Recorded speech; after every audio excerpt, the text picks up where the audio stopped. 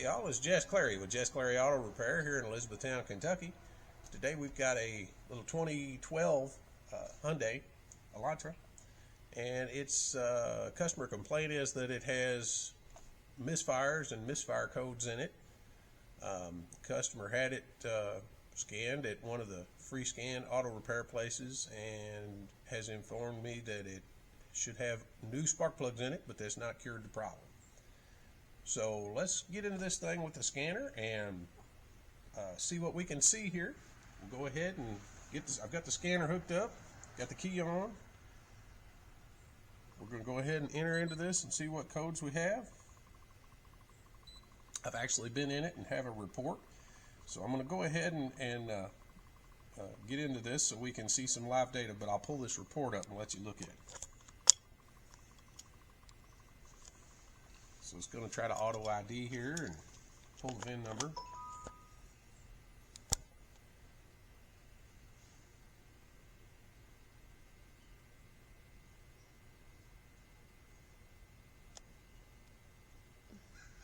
Takes a little bit on these Hyundai Kia cars. They don't communicate with the scanner particularly fast.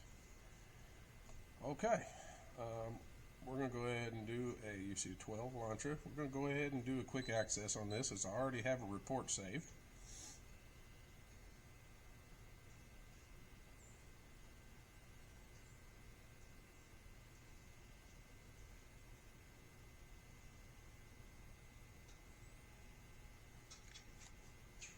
It's going to communicate with the various modules on the car here. It's asking what data link connector. We have a 16 pin. We're going to let it automatically search. Okay, it's asking us for USA area or somewhere else in the world. We're going to go with USA. Okay, okay. All right, now we'll get into this in a minute and look at some live data, but for now we're going to go home and look at our reports.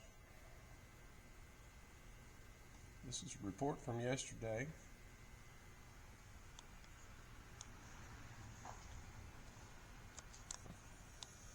Okay, so check engine light on and misfires is our complaint, so we're going to focus on the ECM. Obviously there's some airbag issues here and stability control issues, body control module issues, tire pressure monitor issues, but we want to stay focused and fix the problem that our customer wants us to fix. So let's get into this engine control module here. You can see we've got three codes. p0301, p0303, p0302. So misfires on cylinders 1, 2, and 3. This does not feel or sound like an intermittent misfire on multiple cylinders, just gut feeling. It feels like a single cylinder misfire, fish bite misfire, some people call it intermittent misfire. It comes and goes. We'll let you see that in a minute. Right now we're going to go ahead and get out here, get back into our live data and see what we can see here. Okay, so we want to go into the ECM. We're going to enter that. All right, let's get into read data stream.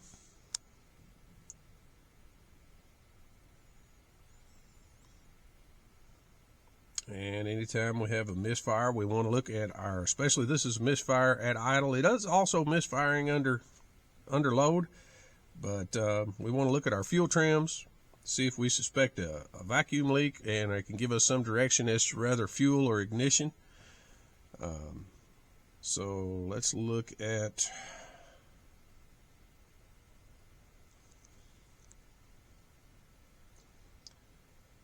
actually, let's see if we have, first of all, any special functions, any kind of a power balance test on this vehicle. We do have cylinder power balance. We're going to go ahead and look at that, see if that'll give us any direction as to which cylinder is misfiring. Okay, engine RPM over 0, AC compressor off, temperature up to temperature. We're going to go ahead and start it. It says engine RPM over 0, so I don't know if you can hear that on camera, but look at the tach here. You see it jumping around. That's that very pronounced fish bite misfire. All right. So we are going to go ahead and select OK. And it is not warmed up enough. That's the only condition that it has not met here. So we're going to go ahead and let this warm up for just a minute. We're going to run this cylinder power balance test, see if our scanner will give us any direction on which cylinder is misfiring. It is, I believe, in closed loop, so while we're waiting on that, let's go ahead and get into our live data so we're not wasting our customers' time here. Let's see if we can find some fuel adaptation, idle, and part load. Bank 1, this is a 4-cylinder engine and only has one bank. Let's see if there's anything else as far as misfires. See if there's any misfire indicators on this.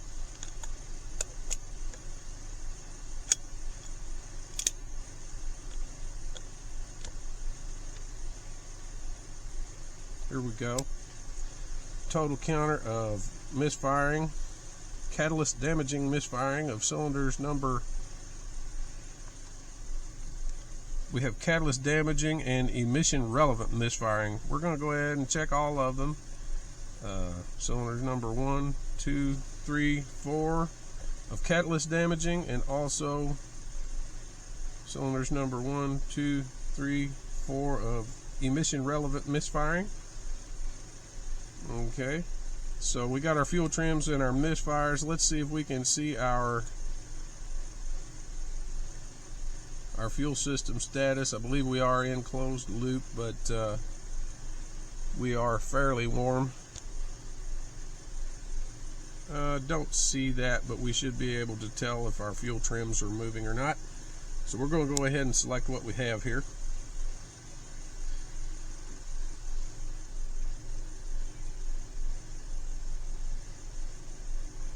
Okay, so you can see here, although we had codes for our 1, 2, and 3 cylinders, it looks like the only one counting up is cylinder number 2. So that's a big help right there. Guys, this is one big reason why just going and getting a free code scan.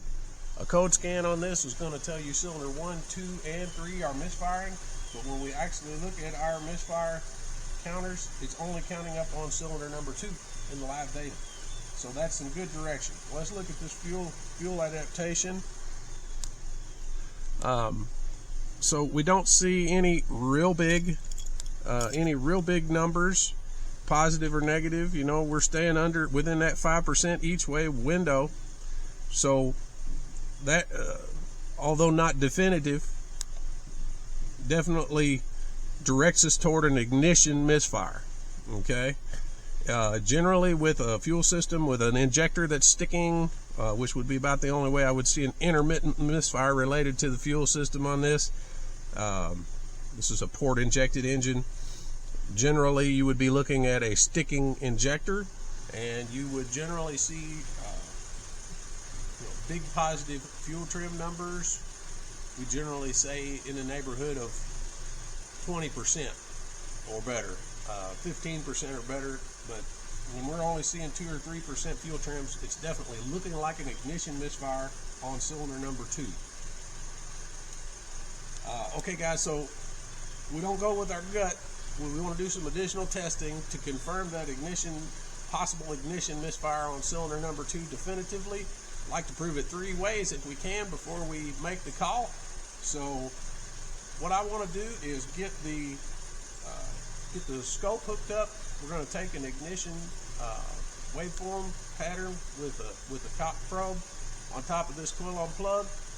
We want to see that will allow us to see an ignition misfire if we have a shorted coil, or if we have sparking outside the cylinder, and also if we do have a fuel system problem, we can see that on that as well. So it's kind of a 2-for-1 test. It's really efficient. We're going to go ahead and get hooked up on that. Here we go. Okay guys, I've got my cop pickup here. Got it on channel A. Right now we're at an idle. I've just got it set to the 2000 volt range, 10,000 to 1 attenuation. We've got 5 milliseconds per division. So we're going to go ahead and put this paddle on top of some of these, see if we can catch any waveforms.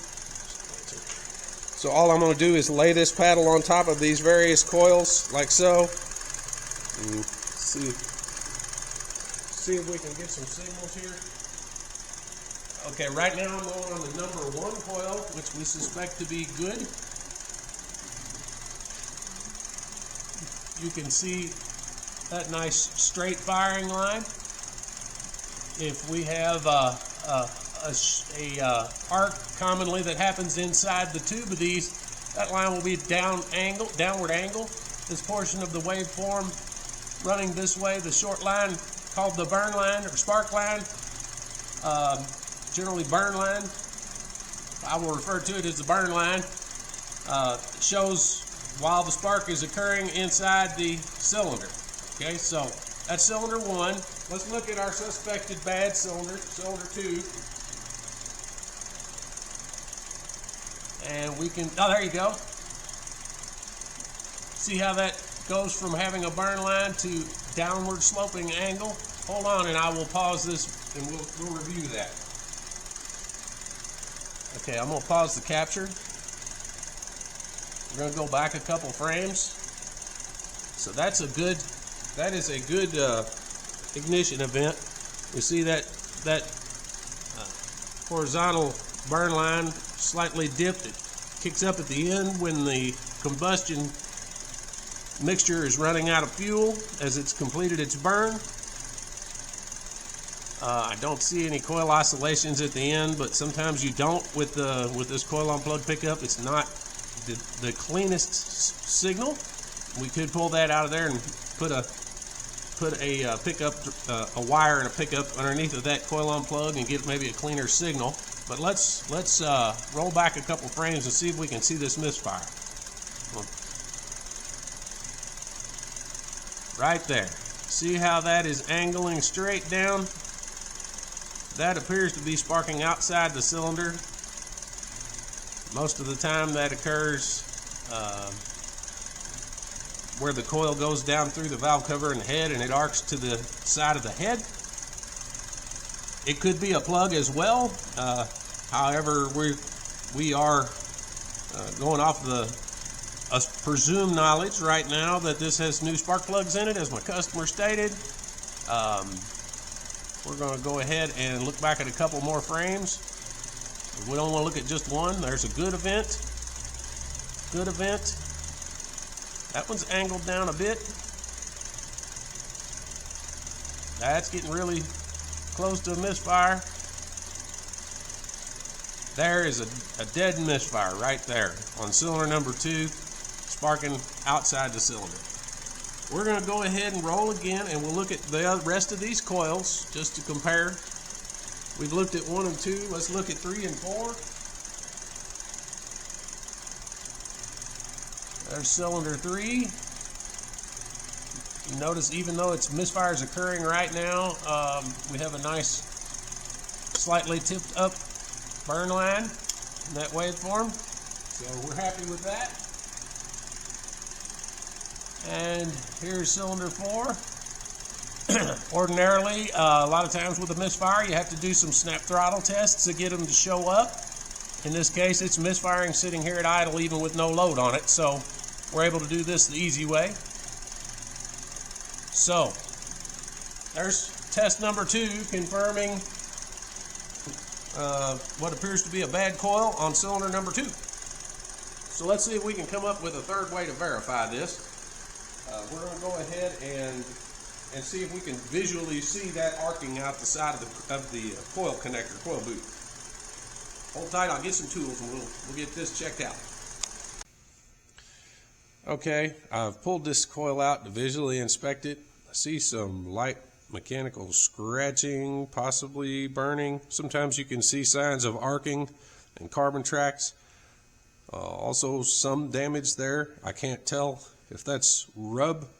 It looks like it's rubbed against the inner metal sleeve that it slides down in. So we're going to do for now, we're going to go ahead and put this back down in the hole. We don't need to hook the bolt up. We're going to hook this up electrically. I'm going to go ahead in here and start the car. We're going to pull this out. So with a good coil, it should arc right out the end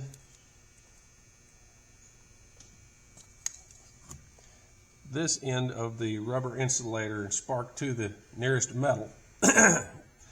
If it has any weak points in the insulation around here, hopefully we'll be able to see it arc to the side of the metal tube. We'll have to look straight down in here when we do that. But I'm going to go ahead and get in here and start this vehicle.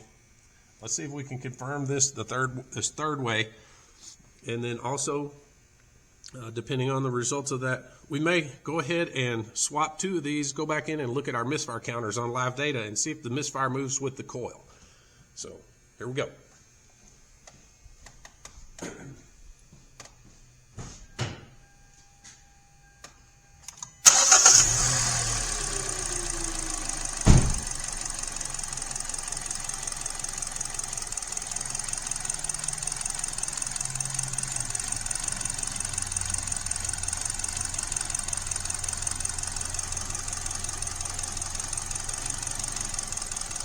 Okay, we're not able to actually see the arcing occurring, so we're going to go ahead and I'm going to swap these coils. Bear with me, I'll just do that on camera.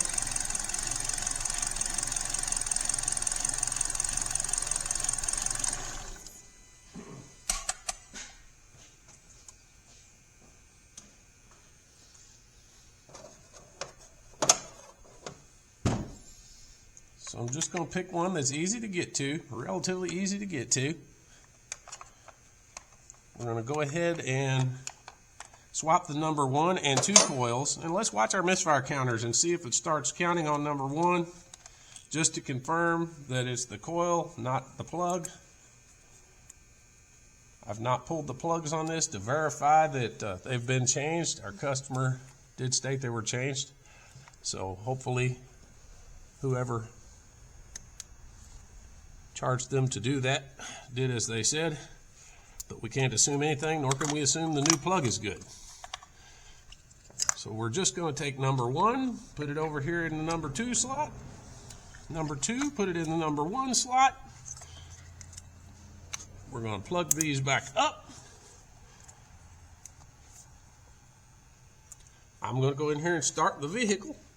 We'll go ahead and glance at our scope and see if we can see if the misfire moved out here, and then we'll go look at live data.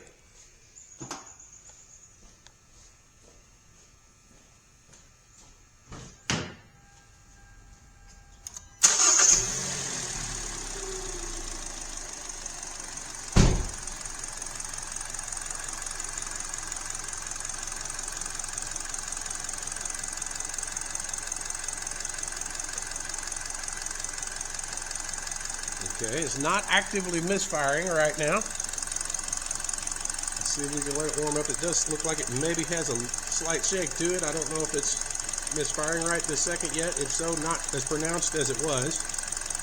Let's go ahead and glance at the signals on these coils.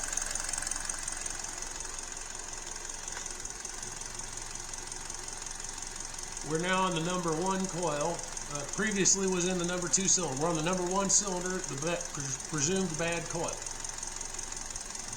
It is misfiring. Notice that I am not seeing a downward sloping waveform. Let's go back to that number 2 cylinder.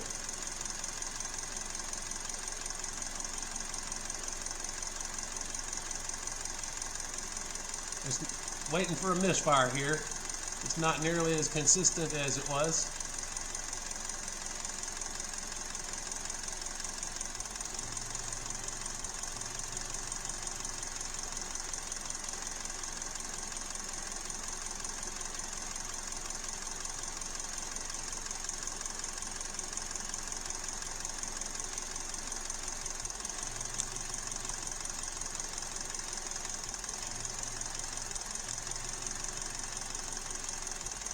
back on number 1 again. There we go.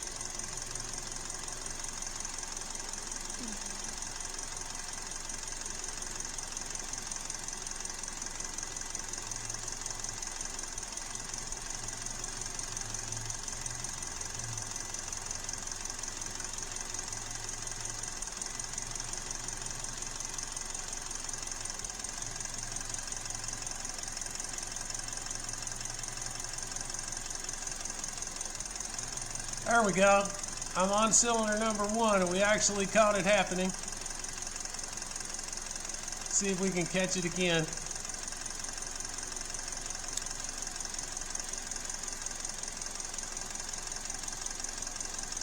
It's not as pronounced on this cylinder. I guess this plug's not. There we go. We saw it happen live. I felt it just as that went away. So it appears it did move to the number 1 cylinder. Let's see if we can verify that with some live data. Let's go look at our misfire counter.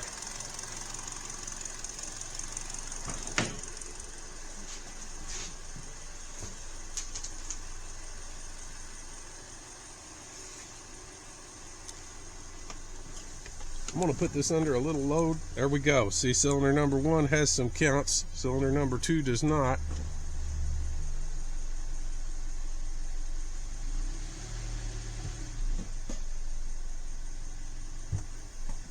It's definitely not, there's 1.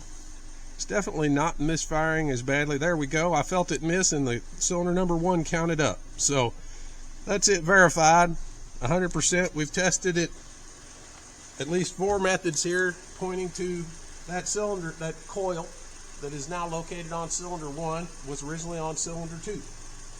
So guys, how much would your codes have helped you on this? You know, you had 3 different cylinders showing misfire codes. I don't know why it set codes for those 3 cylinders when our misfire counters are only counting up on 1 cylinder. But that's it. It's a confirmed fix. This car needs an ignition coil. I'm going to go ahead and price this to the customer.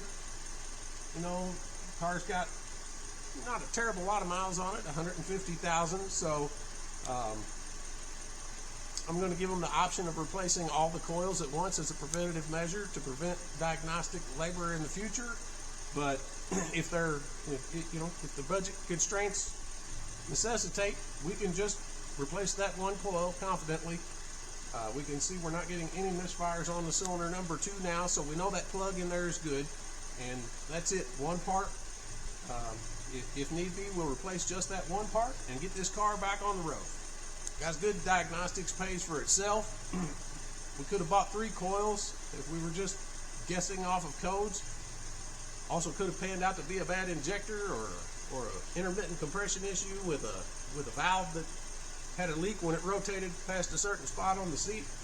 But we can be confident with a little bit of diagnostic labor and repair this car right the first time. Alright guys, we've got ourselves a new NGK coil here installed. I put the original number 1 coil back in the number 1 cylinder position so there's no confusion if anybody works on this later. and the cylinder 2 that was misfiring, we've installed a new NGK coil. I have glanced at my misfire counters. We don't appear to have any misfire setting on any cylinders now. It's running smooth, and I've cleared the codes. So we're going to pull up live data, watch these misfire counters, and go for a little test drive, and just be extra thorough in confirming our fix. Bear with me, we'll get that done. All right, we've got the check engine light out. We've cleared all the codes. I've got some data pulled up here. Our fuel adaptation at idle and bank 1 and part load bank 1. You can see we're really good. Nice sitting at idle right now. We're less than 2% negative. So we've got we'll see what our part loads look like. We're graphing all that. The rest of this is all misfires. The first 4 are catalyst damaging misfires, which weren't counting up previously. I don't expect to see anything there. And the second is emission relevant misfires. That's the second group of 4, all setting at zeros. We're going to go for a little test drive here. Just verify this fix so we can be 100%.